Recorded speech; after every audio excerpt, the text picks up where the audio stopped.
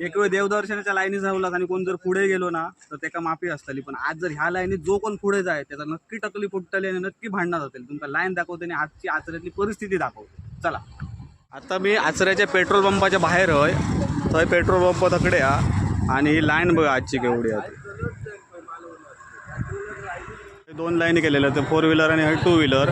आणि हयसून तुमका दाखवते खंयपर्यंत लाईनी आहेत ते बघा. ही 2 व्हीलरवाल्यांची लाईन.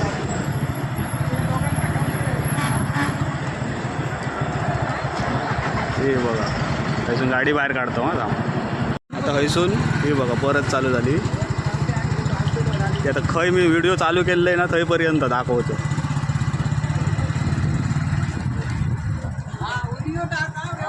कंटेंट